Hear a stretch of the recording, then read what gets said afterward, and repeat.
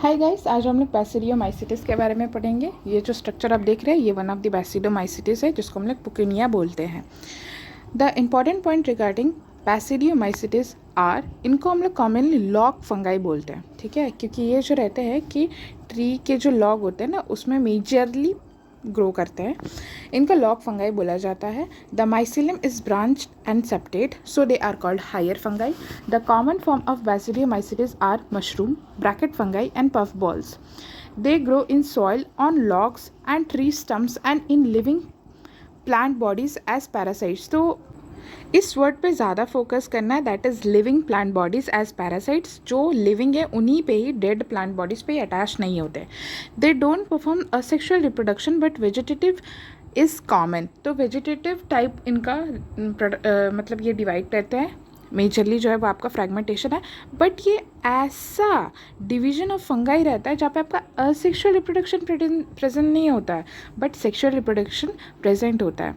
The sex organ is absent, इनमें sex organ नहीं होता, ठीक है, but plasmogamy is brought about fusion of two vegetative or somatic cells of different strains or genotype. तो different states of cells of basidiomycetes in contact में आते हैं और उनका स्टोमैटिक फ्यूजन होता है। उसके बाद क्या होता, एंड रिजल्ट्स टू बैसिडियम। ये जो रहता है कि जब आपका स्टोमैटिक फ्यूजन होता है विदाउट दी न्यूक्लियर फ्यूजन, जब unless and until if there is nuclear fusion, तो ये बेसिकली क्या होता है कि ये जो फॉर्म करता है उसको हम लोग बैसिडियम बोल देते हैं। और जब ये मियोसिस अंडरगो करता है तो आपका क्या होता है कि स्पोर्स का फॉर्मेशन हो जाता है, ठीक है।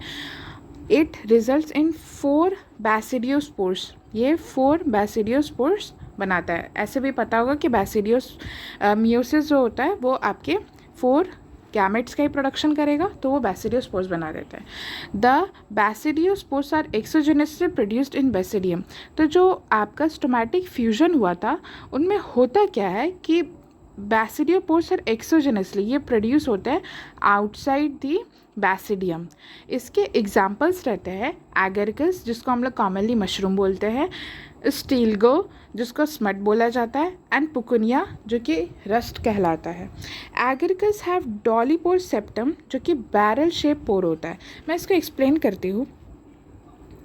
डॉलीपोर सेप्टम क्या होता है, ये जो रहते हैं कि जहाँ पे थोड़ा थोड़ा सा गैप रहता है, जहाँ पे सिर्फ और सिर्फ न्यूक्लियस पास कर सकता है, उसको हम लोग क्या बोलते हैं, ये सेल में, ठीक है, जब ये अटैच रहते हैं तो इसको हम लोग कॉमनली क्या बोलते हैं, सिंपल सेप्टम, ठीक है, इनको हम लोग सिंपल सेप्टम बोलते हैं।